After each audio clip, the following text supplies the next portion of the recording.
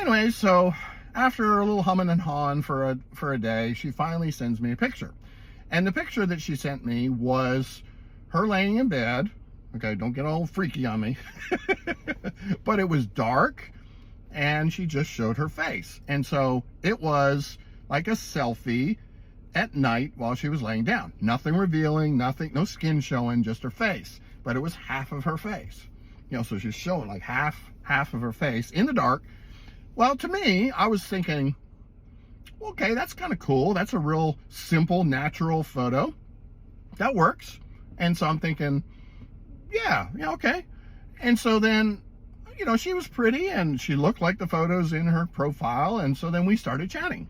And so over the course of the next week or so, we talked about a lot of things. We talked about her work. We talked about her family. We talked about, you know, what she had dreams about, what she wanted to do in her life. And she started to warm up. This is very slow, though. We're talking about a week here, guys. And then over the course of that time, I started to get a few more photos. Like I would get a photo in the daytime with her, but her hand was over her face. She was kind of hiding. So again, just very private, very secretive about her photos. So about a week and a half or so, I felt like the conversation was kind of going pretty good. Like we felt natural talking to each other. I didn't give her a whole lot of details about myself, but just told her, you know, I was hoping to maybe take a trip over there in November. And she was in China. And I was like, you know, it'd be nice to come and see if things work out. You know, I could just come and visit. We can hang out. I wasn't bringing any romance into this. This was all just platonic friendship. Well, anyway, so about maybe a week and a half into it, she sends me her whole face picture. And she's beautiful. I mean, she looked 27. She looked exactly like her profile pictures. And she said, I'm starting to feel comfortable with you now, so I decided to send you my whole picture. And I was like, cool. And so we got chatting. And yes, a few things started to come up that were a little romantic, but just a little teasing, no big deal. And so I started to see this relationship progress. And she said, honestly, I don't have any problem with your age. I hope you don't have any problem with mine. And I was like, well, she's very mature the way she's talking. And, you know, she did seem young to me, but there were no real big red flags at this point. So I just said, well, I still like talking to you. So let's be consistent with that, at least in getting to know each other. Well, then all of a sudden her mother, I didn't hear from her for a day. And then her mother ends up being in the hospital for kidney stones. Okay, which is a common thing. I mean, it's no big deal. I was thinking, you know, major accident or something like that, but no, just in the hospital. She sends me a picture of obviously a Chinese woman in the hospital bed. And I was thinking, oh, okay, here we go. Now we're going to come up with the medical needs financially that she needs. Well, guess what, guys? She didn't do it. She didn't bring up anything to do with having any needs for medical expenses for her mom. So again, no red flag. And I'm like, this is really weird. And so then maybe 2-3 days later in our conversations, I asked her how mom was doing. She's doing much better. She got some medicine, no questions about money, nothing.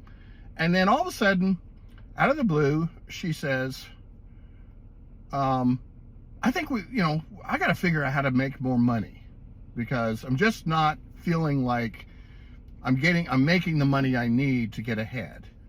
And so anyway, so I remember a couple of the girls that I'd met on TikTok, and I had said, maybe you could start up a TikTok. And, you know, these girls get gifts and they talk and chat, and a lot of guys like them, and, you know, it might be a great opportunity for you. And she goes, oh, that's a great idea. And then we got looking into it, and she says, well, TikTok is banned in China. I can't put it up on my phone.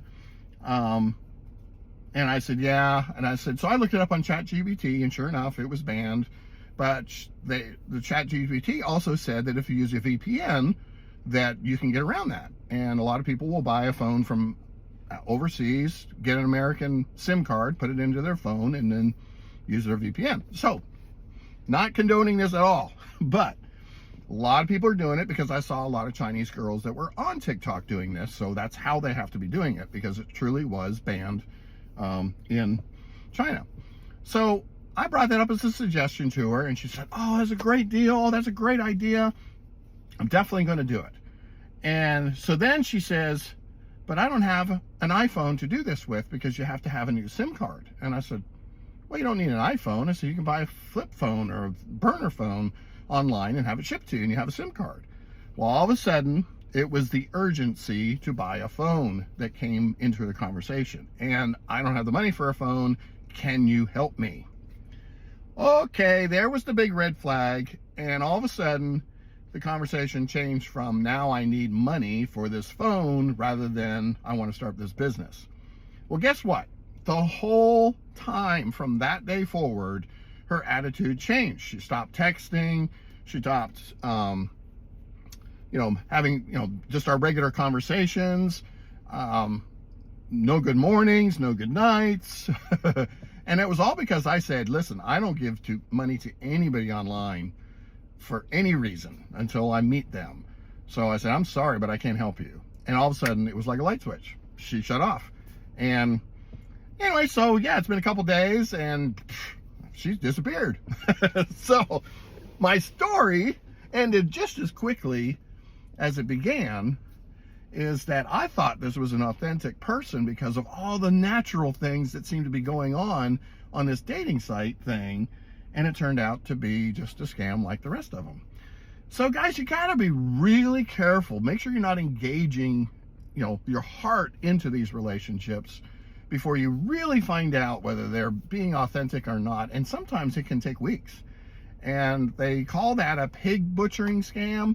And that's where they're gonna lead you to slaughter, and that's where they're gonna steal your money and hopefully have you send them money. So stick around again. We're going to do another story time because I have plenty of these stories in the past of dating app stories and meeting people online. So thanks for watching.